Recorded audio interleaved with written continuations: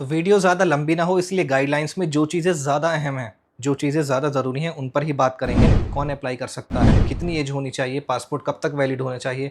बच्चे इस साल अप्लाई कर सकते हैं या नहीं कर सकते? जो ओल्ड एज हैं 65 प्लस एज वाले उनकी क्या कैटेगरी होने वाली है? लेडीज़ विदाउट महरम का क्या मसला है? एक कवर में कितने लोग आएँगे? ये सारे डाउट आपके इस वीडियो में क्लियर हो जाएँगे इंशाल्लाह। वीडियो को एंड तक वॉच करें। मैं आपको एक फॉर्म अप्लाई करके दिखाऊँगा।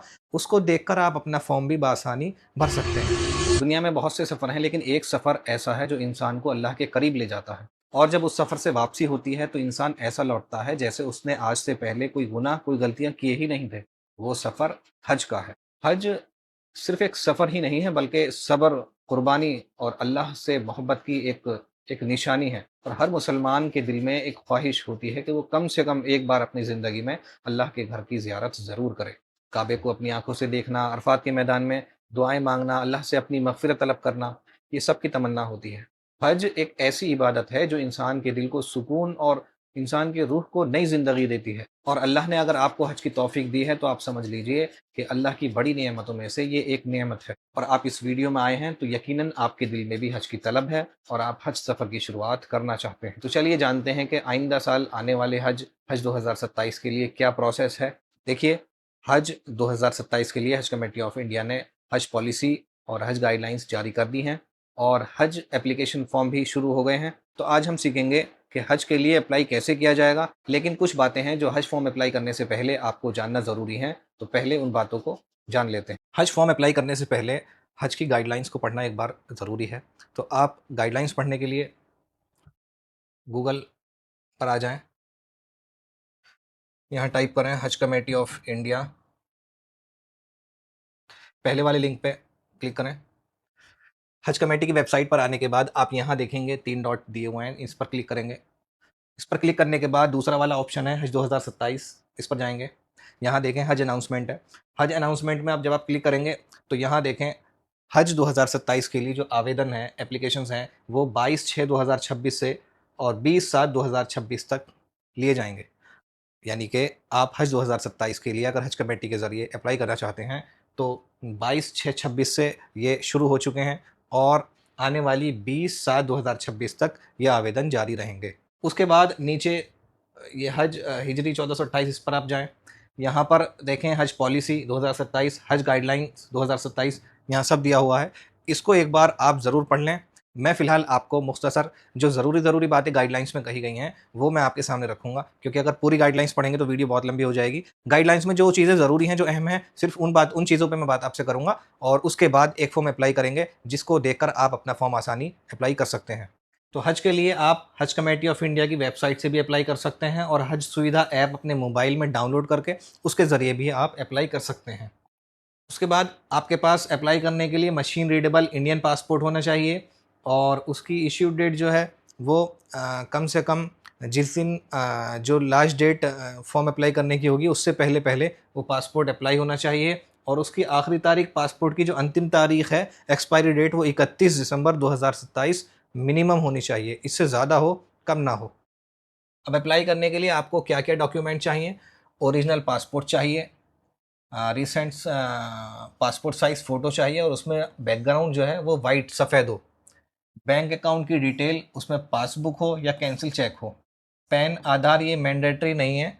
जो लोग एड्रेस चेंज करेंगे, अभी मैं आगे बताऊंगा, जिन लोगों को एड्रेस पासपोर्ट के अलावा कुछ और लगना है, इसी सूरत में एक अदर डॉक्यूमेंट देना पड़ेगा, उनको लगाना पड़ेगा।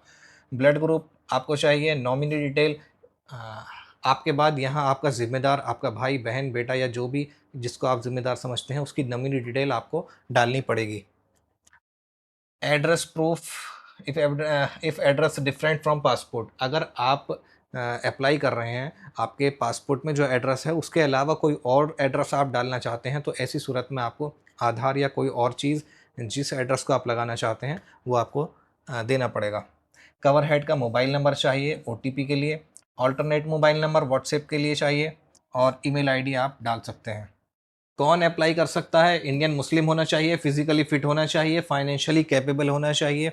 मैंने पिछली वीडियो में बताया था लगभग क्या खर्च बैठेगा, उसको देखकर आप एक अनुमान लगा लें कि इतना खर्च बैठेगा, आपका हिसाब है या नहीं है, उसके हिसाब से आप अप्लाई करें। वैलिड पासपोर्ट होना चाहिए।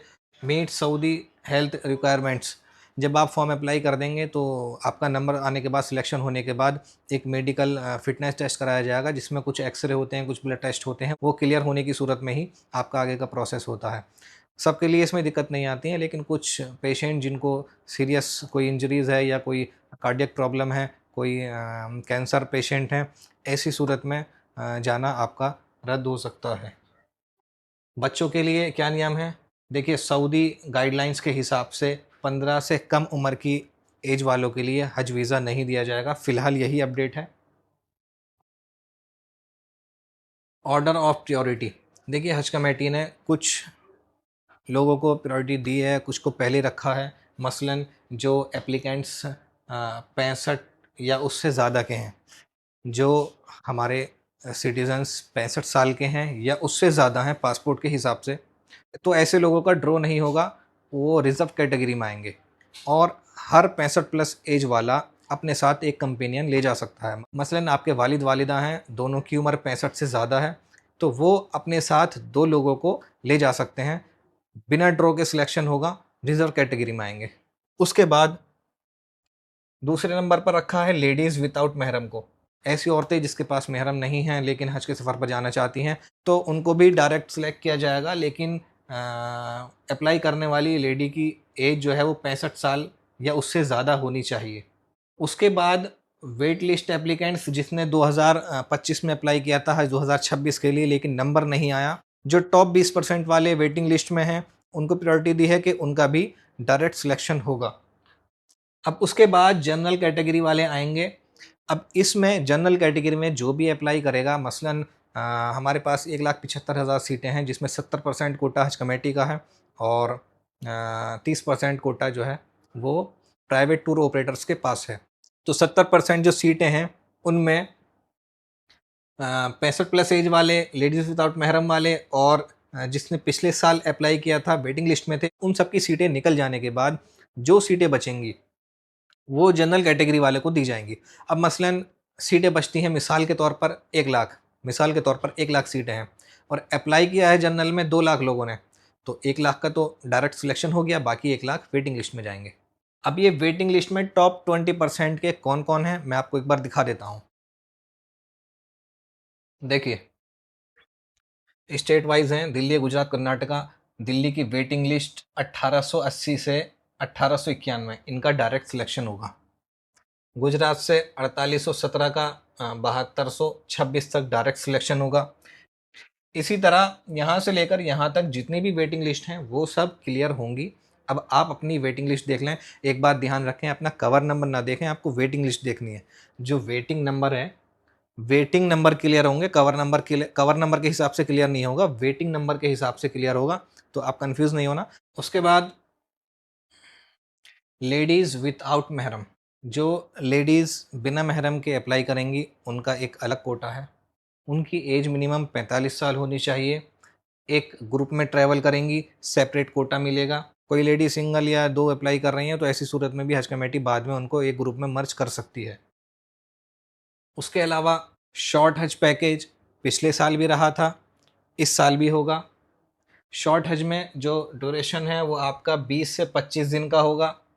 एकोमोडेशन जो है उसमें comfortable and well located hotels होंगे, मक्का में भी और मदीना में भी, लेकिन इसका ख़र्च कम नहीं होने वाला है। अक्सर ये लोगों के जहन में सवाल होता है कि 40 की जगह अगर 20 दिन होंगे तो ख़र्च आधा हो जाएगा। ऐसा कुछ नहीं होने वाला है, ख़र्च आपका लगभग वही होने वाला है, सिर्फ दिन कम होंगे, लेकिन उसके एवज हो सकता है आपको होटल्स वेल लोकेटेड मिल जाएं। Once in a lifetime policy, ये बात जहन में ज़रूर रखें कि आप हज कमेटी ऑफ इंडिया से लाइफ में, ज़िंदगी में सिर्फ एक मरतबा सफ़र कर सकते हैं। दोबारा आप हज कमेटी के ज़रिए अप्लाई नहीं कर सकते। लेकिन हाँ, उसकी एक सूरत है, आप अपने घर की किसी लेडी का, आपकी वाइफ हो, आपकी माँ हो या बहन हो, उसका महरम बन के आप दोबारा जा सकते हैं। या फिर आपके घर में आपके वालिद वालिदैन हैं या कोई और आपके रिलेशन में आप जिसकी उम्र 65 प्लस हो, जिसकी उम्र 65 से ज़्यादा हो, तो उसके साथ कंपेनियन बन के आप दोबारा हज कमेटी से सफ़र कर सकते हैं। इसके अलावा कोई और सूरत नहीं है, आप दोबारा हज कमेटी से अप्लाई ना करें। अगर कोई ऐसा करता है तो उसकी जो डिपॉज़िट अमाउंट होगी वो भी ज़ब्त की जाएगी और उसकी जो उसका सफ़र है वो भी कैंसिल कर दिया जाएगा। जब आप अप्लाई कर देंगे तो उसके बाद ड्रॉ होगा, जो कि डिजिटली होता है, और इस मरतबा आपको हज कमेटी ऑफ इंडिया की तरफ से हाफ बोर्ड मील दिया जाएगा। पिछले साल भी ये बात रखी गई थी, लेकिन ये सर्विस हज कमेटी नहीं दे पाई। इस मरतबा आपको हाफ बोर्ड मील दिया जाएगा। अप्लाई कर देने के बाद जब आपका सिलेक्शन हो जाता है, सिलेक्शन होने के बाद जो नेक्स्ट स्टेप होगा वो पहली किस्त, पहली ईएमआई आपको हज कमेटी को देनी पड़ेगी, जिसका अमाउंट होगा 1,52,300 रुपये। ये पहली किस्त आपको जमा करनी पड़ेगी। और पहली किस्त जमा करने के बाद एक मेडिकल फिटनेस होगा, वो जब उसका टाइम आएगा तो वो बताएंगे।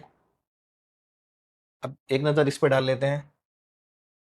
हज की जो फ़्लाइट्स हैं वो 15 मई 2027 से शुरू होंगी, और जो वापसी होगी वो 10 जुलाई 2027 से लेके 20 जुलाई 2027 तक फ़्लाइटें वापसी होंगी। ये कैंसिलेशन पॉलिसी है। अगर आप हज के लिए अप्लाई कर देते हैं और अप्लाई करने के बाद किसी भी वजह से आपका कैंसिल का प्लान बनता है, तो उसका टाइम टू टाइम एक कैंसिलेशन चार्ज लिया जाएगा। उस पे एक नज़र डाल लेते हैं। ये देखिए, यहाँ पर डेट्स दिए हैं, आपको दिखाई दे रहा होगा। इन डेट्स के अकॉर्डिंग अगर आप कैंसिल करते हैं तो ये जो चार्ज यहाँ आपको दिया हुआ है, इतना चार्ज आपको देना पड़ सकता है। मसलन अगर एक कवर में आप 5 लोग हैं और उस कवर में किसी एक का या 2 का कैंसिल का प्लान बनता है, तो 3 उसी कवर में रहेंगे और 2 उस कवर से निकल जाएंगे। लेकिन उनको कैंसिल करने का चार्ज जो है वो देना पड़ेगा। तो ये हज 2027 की गाइडलाइंस की कुछ अहम बातें थी जो मैंने आपके सामने रखी। अब मैं आपके सामने एक फॉर्म अप्लाई करूँगा। आप हज कमेटी की वेबसाइट पर आ गए। यहाँ देखिए पिलग्रिम लॉगिन हज 2027, इस पर आपको क्लिक करना है। क्लिक करने के बाद एक नया पेज आपके सामने ओपन होगा, इसको स्क्रॉल करें, नीचे रजिस्टर पर जाएं। रजिस्टर पर क्लिक करना है। क्लिक करने के बाद एक नया पेज आपके सामने ओपन होगा। यहाँ आपको अपना मोबाइल नंबर एंटर करना है। मोबाइल नंबर कवर हेड का डालेंगे। मोबाइल नंबर डालने के बाद आप सेंड ओटीपी करेंगे। ओटीपी आपके मोबाइल नंबर पर आएगा। उसके बाद यहाँ एक नया कॉलम आ जाएगा, उसमें आपको ओटीपी वेरीफाई करना है। उसके बाद यहाँ अपना ईमेल आईडी डालें। कवर हेड का जो पासपोर्ट में नाम है, पासपोर्ट के अकॉर्डिंग डालें, और सरनेम, सरनेम के कॉलम में डालें। उसके बाद अपना एम पिन बनाए, उसको कंफर्म करें। एम पिन आपको वो बनाना है जो आपको याद रहे। उसके बाद आप कवर हेड का स्टेट, उसका डिस्ट्रिक्ट डालेंगे और एप्लीकेशन कैटेगरी सिलेक्ट करेंगे। अब एक बात ध्यान रखें, जो लोग वेटिंग जिन्होंने 2025 में अप्लाई किया था हज 2026 के लिए, लेकिन नंबर नहीं आया, वेटिंग लिस्ट में थे और टॉप 20 की लिस्ट में आ रहे हैं, तो वो एक बात ध्यान दें। जब आप यहाँ अपना स्टेट सेलेक्ट कर लेंगे, मसलन मैं दिल्ली सेलेक्ट करता हूँ और डिस्ट्रिक्ट मैंने सेलेक्ट किया, उसके बाद जब मैं एप्लीकेशन कैटेगरी पे जाऊँगा तो यहाँ मुझे जनरल बैकलॉग वेटिंग लिस्ट एक कैटेगरी दिखाई देगी। ये यहाँ लोगों को कन्फ्यूज़न हो रही है। ये कैटेगरी आपको जब ही दिखाई देगी जब आप यहाँ स्टेट सेलेक्ट कर लेंगे। स्टेट सेलेक्ट करने से पहले ये कैटेगरी आपको शो नहीं करेगी। आप स्टेट सेलेक्ट करें, डिस्ट्रिक्ट सेलेक्ट करें, उसके बाद ये कैटेगरी आपको यहाँ पर आ जाएगी। अब जिस कैटेगरी में भी आप अप्लाई कर रहे हैं, उस कैटेगरी को ध्यान से चूज़ करें। 65+ वालों का है, लेडीज़ में लेडीज़ विदाउट महरम का है। ये सारी कैटेगरीज यहाँ शो हो रही हैं। हम जनरल में अप्लाई कर रहे हैं, तो मैं इसको सिलेक्ट करूँगा। ठीक है। उसके बाद आप यहाँ इसमें आपको यस सेलेक्ट करना है। उसके बाद यहाँ कैप्चा कोड आप डालेंगे। ये डालने के बाद आप इसको सबमिट कर देंगे। मैं अपनी डिटेल डाल लेता हूँ, फिर आप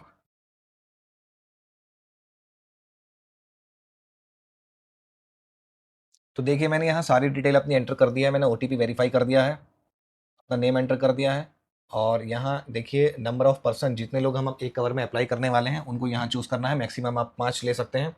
मैं अभी फ़िलहाल सिंगल एक का आपको अप्लाई करके दिखा रहा हूँ। ये सब फिल करने के बाद मैं यहाँ सबमिट पर क्लिक करूँगा। देखिए, congrats, you are registered successfully with Haj 2027। हमारा रजिस्ट्रेशन हो चुका है। अब हम लॉगिन करेंगे। यहीं आपको जिस नंबर से अभी आपने ओटीपी, जिस नंबर से अभी आपने रजिस्टर किया था, जिस नंबर पे आपका ओटीपी आया है, वही नंबर आपको अब यहाँ एंटर करना है। औ- और जो एम पिन आपने बनाया था वो आपको यहाँ एंटर करना है। उसके बाद ये कैप्चा कोड डालकर आप लॉगिन करेंगे। देखिए मैंने डिटेल एंटर कर दी है। अब मैं लॉगिन करूँगा।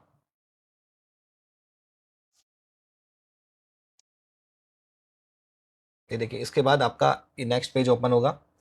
यहाँ देखें मैंने एक यहाँ देखें मैंने एक सिंगल पर्सन चूज़ किया था, तो मुझे सिर्फ यहाँ कवर एड शो कर रहा है। अगर आप एक से ज़्यादा का फॉर्म अप्लाई कर रहे हैं तो यहाँ इसके नीचे आपको कोपिलग्रिम 1 2 3 करके शो करेगा। हम सिर्फ एक का अप्लाई कर रहे हैं फिलहाल। यहाँ नंबर ऑफ पर्सन में एक आ गया।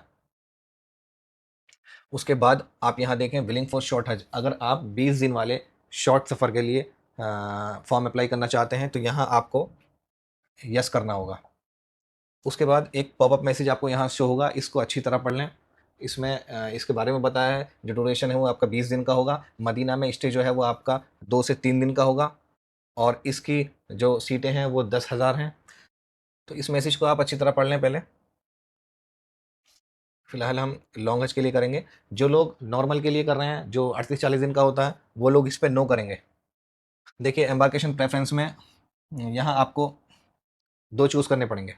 मेरा मशवरा ये है कि आपके घर के जो सबसे करीब एयरपोर्ट हैं, आप उन्हीं को चूज़ करें। एयरपोर्ट, एम्बार्केशन पॉइंट आप अपनी मर्ज़ी से कोई भी ले सकते हैं, इसमें कोई पाबंदी नहीं है।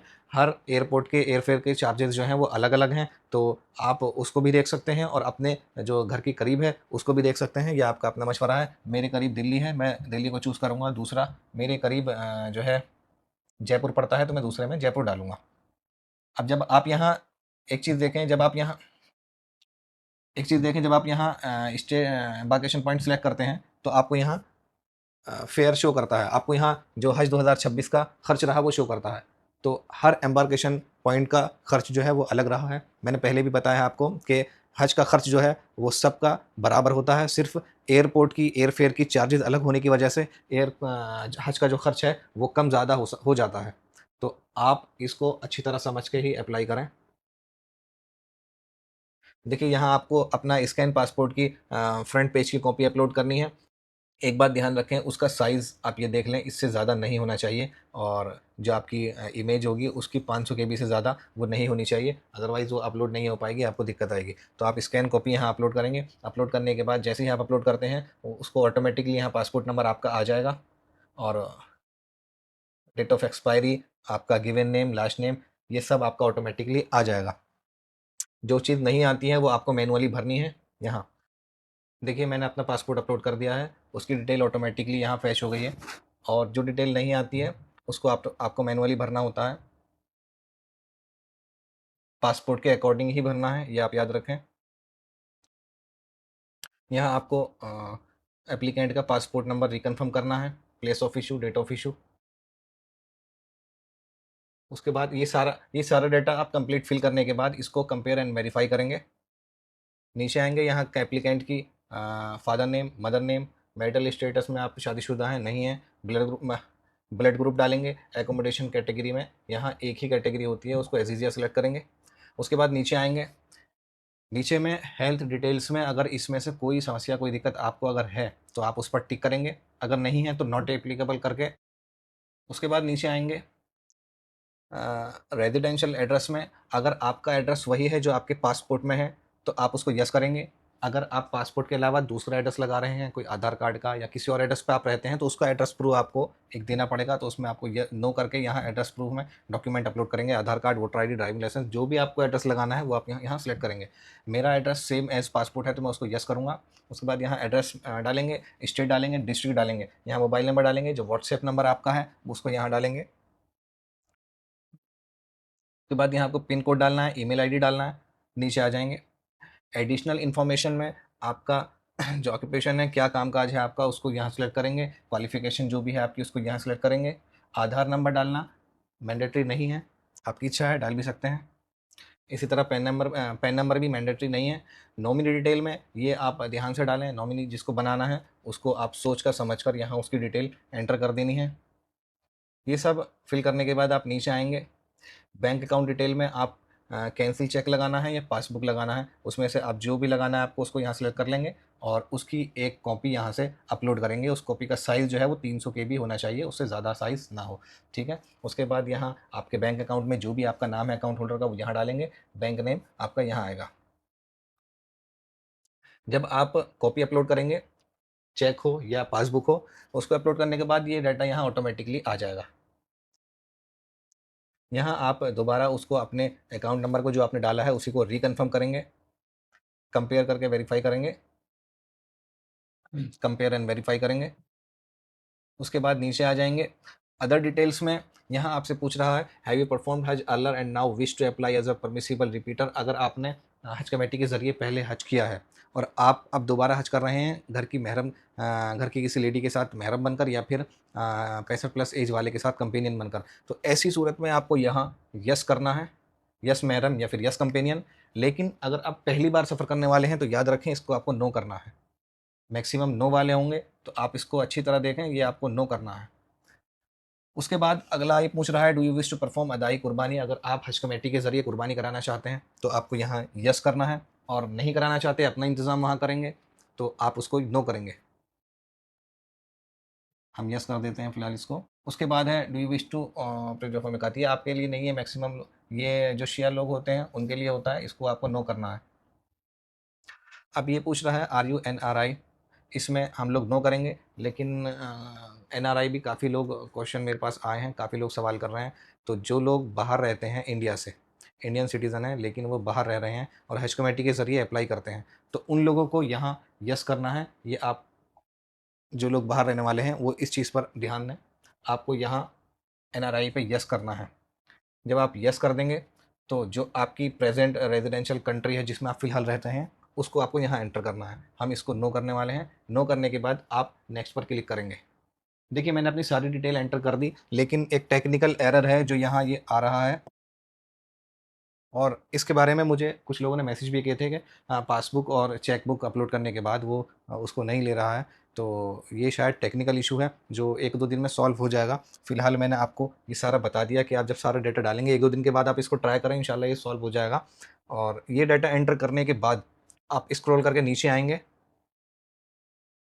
जब आप नेक्स्ट करेंगे तो एक अगला पेज ओपन होगा, उसमें आपको डॉक्यूमेंट अपलोड करने हैं। डॉक्यूमेंट अपलोड कर देने के बाद आप फाइनल सबमिट करेंगे। फाइनल सबमिट करके आपको एक आपके नंबर पर मैसेज रिसीव्ड होगा और आपका हज फॉर्म अप्लाई हो जाएगा। तो ये जो टेक्निकल एरर है, ये एक बार ठीक हो जाएगा तो इंशाल्लाह मैं एक वीडियो दोबारा बनाकर आपको पूरी दिखा दूँगा। फिलहाल अब आप समझ गए होंगे कि किस तरह फॉर्म अप्लाई होगा और गाइडलाइंस में क्या चीज़ें वो ज़रूरी हैं, जो आपको समझ लेनी चाहिए थी। तो मैंने आपके सामने सारी बातें रखी। अब इसके अलावा कुछ भी आपके सवाल हैं, कोई आपके डाउट्स हैं, तो आप कमेंट बॉक्स में ज़रूर पूछें, इंशाल्लाह मैं उसका जवाब दूँगा। और जो भी कोई नई खबर, नई अपडेट होगी, इंशाल्लाह आप तक पहुँचाएँगे।